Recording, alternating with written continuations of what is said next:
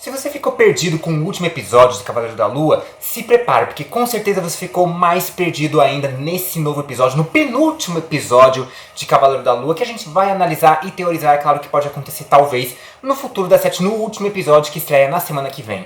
Meu nome é Dmitry e sejam bem-vindos a mais um vídeo no canal Nerd Mundo.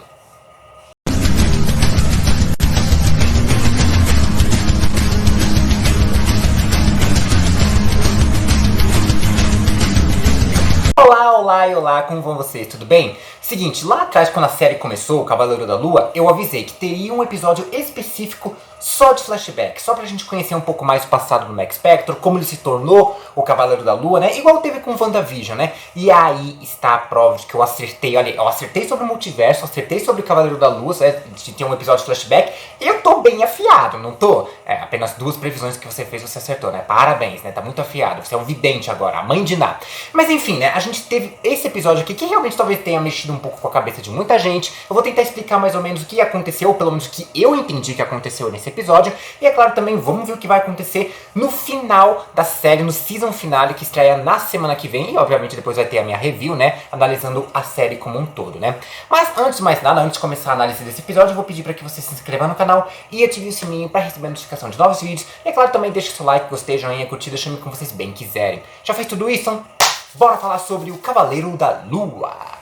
Bom, o que meio que confunde ali naquele momento, nessa confusão que causou nesse episódio, é o fato dele acabar se dividindo entre o Mark e o Steven dentro de um plano espiritual, que eu já vou falar um pouco mais a respeito disso mais pra frente no vídeo, e entre também aquela ala psiquiátrica na qual ele estava internado, né? Que todo mundo ficou na dúvida se realmente todos os eventos da série que teve até agora aconteceu tudo na cabeça dele, ou se realmente é real aquilo, se ele é louco ou se tudo que aconteceu é real, se tem deuses do Egito, criaturas, se ele é um super-herói, tudo isso, né?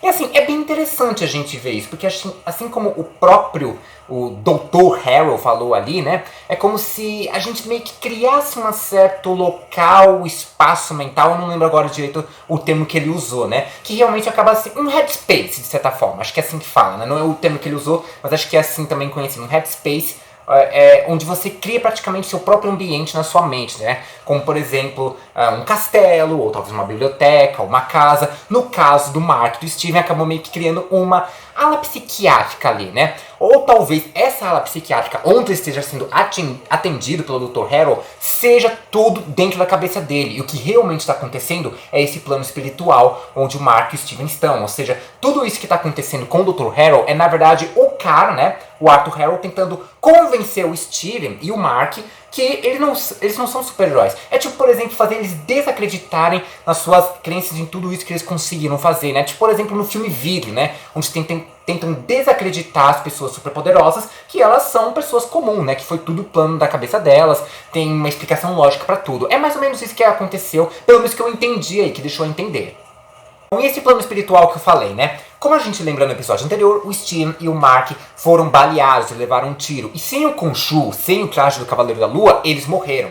Acabou pra eles, morreu de vez, morreu, morte morrida, morte matada ali mesmo, né? E ali eles estão num plano espiritual conhecido como Duat, ou Duat, como eles citaram na série, né? Que é praticamente o reino inferior, né? A passagem do pós-vida na mitologia egípcia, como por exemplo o reino inferior de Hades na mitologia grega, ou o purgatório em algumas vertentes do cristianismo, né? E ali é o Duat que assumiu a forma de uma ala psiquiátrica para favorecer, né, as mentes mais fracas, como por exemplo de nós humanos, para não mostrar a verdadeira imagem do Duat ali. E a Taweret, que é a deusa do hipopótamo, que apareceu no final do episódio anterior, meio que serviu como guia espiritual para eles fazerem essa passagem. E uma coisa interessante que ela cita é que aquilo é apenas um plano espiritual, né? Ou seja, existem vários outros tipos de manifestações espirituais ou pós-vidas, além, é claro, do presente na mitologia egípcia. Como, por exemplo, sei lá, na teoria podia ter o céu cristão e o inferno cristão, ou talvez os campos de concentração de Hades, que eu falei, né, o mundo inferior de Hades com Tártaro, e os campos de Asfódalos e os campos de Elísio, ou Valhalla e Hel na mitologia nórdica, e por aí afora, né? Basicamente como se fosse uma divisão de planos espirituais e pós-vidas, mais ou menos como a gente vê no universo do Riordan Verso, né? O autor dos livros de Percy Jackson, Magnus Chase e por aí afora, né? É mais ou menos isso. É como se cada plano divino, plano astral, meio que coexistissem ali. A gente viu ali mais ou menos o que eu expliquei lá no primeiro episódio sobre como era o julgamento na mitologia egípcia, né? Que assim, você pega o coração da pessoa que falece, coloca na balança e pesa junto com a pena da verdade. Só que aqui tem uma diferença, né? Originalmente na mitologia, pelo menos até as vertentes onde eu vi, se o coração pesasse mais, você passava por pós-vida, para os campos de junco, que é o paraíso egípcio. Se a pena pesava mais do que o coração, você era eliminado, o seu coração era devorado por Amit, a criatura a qual o Harold está querendo libertar. Aqui é um pouco diferente, né? Você realmente pode acabar caindo, se você não conseguir passar pelos campos de junco, que é o que acontece quando a balança se equilibra ali, você acaba indo para uns desertos ali da perdição. Eu não lembro exatamente agora como foi citado na série, né? Mas você acaba indo para aquele deserto e é congelado eternamente ali, né? Ou seja, é o julgamento do pós-vida como deveria ser, não como o Harold tá fazendo ali, de julgar as pessoas antes de sua morte, né? Antes do seu tempo devido. Então a balança inicialmente não equilibrou, né? Porque a Taweret pegou o coração tanto do Steven como o Mark, que estão separados agora, e pesou junto. Mas a balança não equilibrou, ela ficando balançando. Ela nem ficou pendente para um lado nem para o outro, ficou balançando ali. E a Taweret disse que tem meio que negócios não resolvidos entre eles, né? Como se tivesse segredos dentro do Mark, né? Que eles não querem, que o Mark tá guardando, que não quer revelar pro Steven, né? Então eles meio que passam por toda aquela ala psiquiátrica para rever os passados dos dois, para poder, né, meio que se acertarem e conseguirem passar pros campos de junco, ou, na ideia deles, né, voltar pro mundo mortal, né, para tentar evitar que o Harold liberasse a Mitch.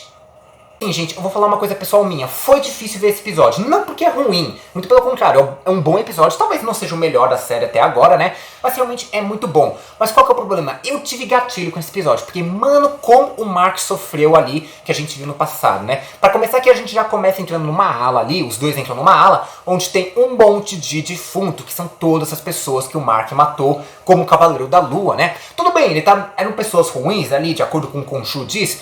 Pessoas que realmente mereciam vingança.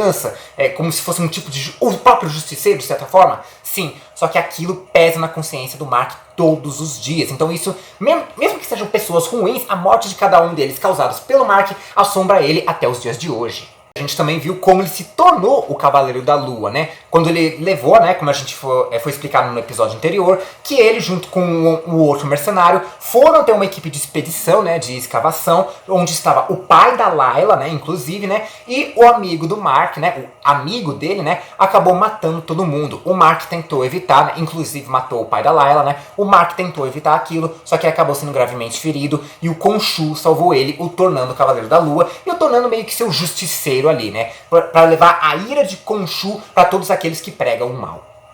O que realmente pesou nesse episódio foi ver a infância do Mark, que ele sofreu até a vida adulta, até ele sair da casa dos pais ali, principalmente com sua mãe. E é legal ver também que o Mark e o Steven, eles têm perspectivas diferentes, lembranças diferentes de como a mãe deles era, né? E o que acontece? O Mark, ele tinha um irmãozinho, né? Eu não vou lembrar agora o nome do rapaz, me desculpem por isso, né? Mas ele tinha um irmão caçula. Os dois foram brincar numa caverna, choveu naquele dia, a caverna inundou, o Mark conseguiu sair, mas o irmãozinho dele, infelizmente, faleceu. Ele morreu afogado ali, né?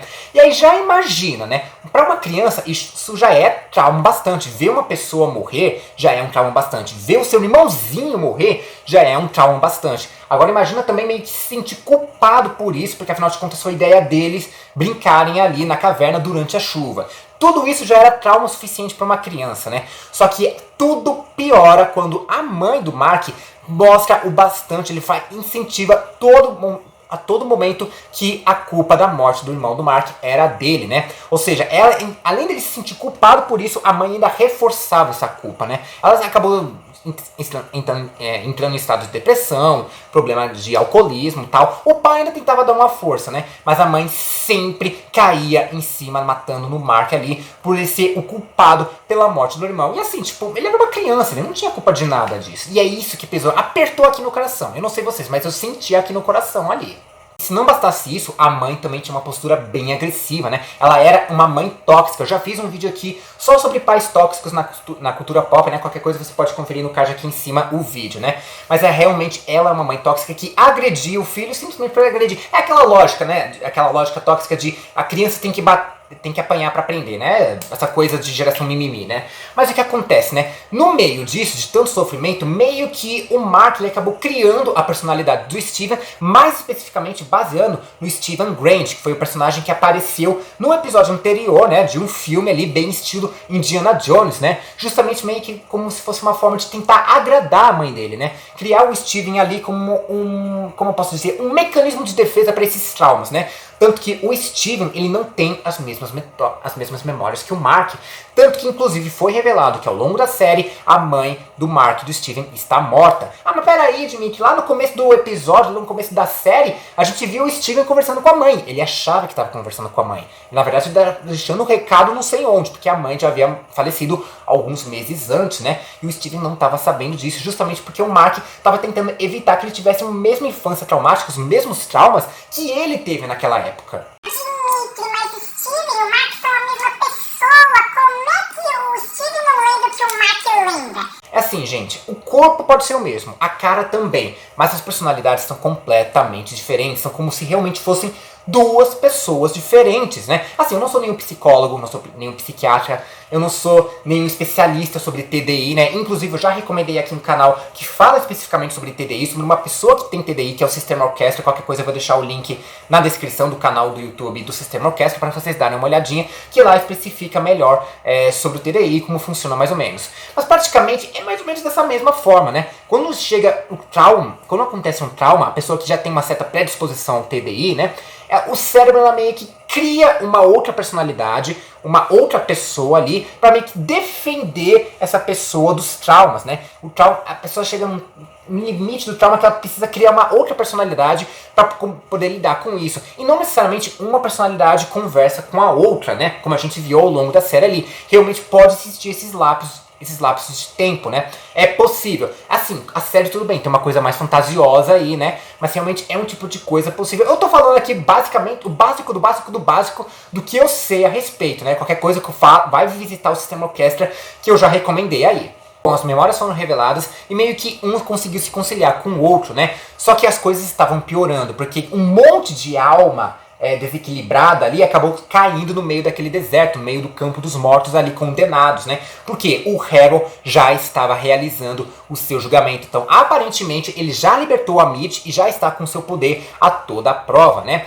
Porém, eles não conseguiram, né? O Mark e o Steven não conseguiram equilibrar a balança a tempo. E o que aconteceu? Os mortos, né? As almas perdidas ali começaram a invadir o barco onde eles estavam, né? E tentaram sequestrar e levar os dois para sua perdição, né? O Mark quase foi levado, mas o Steven levou a porrada para cada um daqueles zumbis de areia. Ele salvou a vida do Mark ali. De novo, né? Ele já salvou a vida do Mark outras vezes, né? Só que agora ele salvou no braço mesmo, né? E que cena maravilhosa. Foi tão bom ver o Steven se soltando ali, salvando, fazendo alguma coisa ali, além daquela... tudo bem, tá? Ele foi bem útil ao longo da série, mas foi tão legal ver ele se soltando ali, ajudando o Mark no braço mesmo, né? Só que o que acontece? Infelizmente ele acabou sendo levado para o deserto, ele não conseguiu sair dali, e ele foi congelado eternamente, né?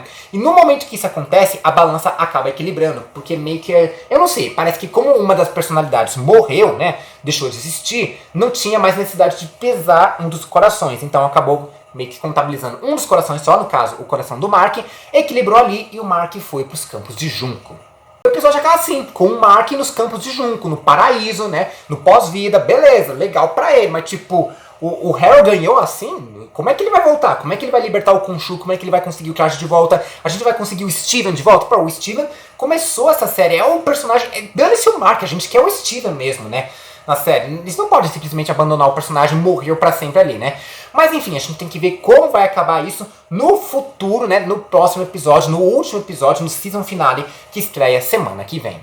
Mas é isso, essa foi a análise do penúltimo episódio de Cavaleiro da Lua. Espero que vocês tenham curtido. Não se esqueça de se inscrever no canal e ativar o sininho para receber notificação de novos vídeos, principalmente de quando sair a análise do último episódio e da review da série como um todo. E é claro, também deixe seu like, gostei, joinha, curtida, chame como vocês bem quiserem. E é claro, também não se esqueça de comentar aí, deixar no seu comentário aí do que você achou desse episódio, se você ficou mais perdido ainda, se você entendeu alguma coisa, o que você curtiu, o que você não curtiu, o que você acha que vai acontecer no final da série. E é claro, também compartilhe esse vídeo para todo mundo que é fã do Cavaleiro da Lua, que é fã da Marvel e que é fã de uma maneira geral. Eu vou ficando por aqui, um forte beijo, abraço e falou!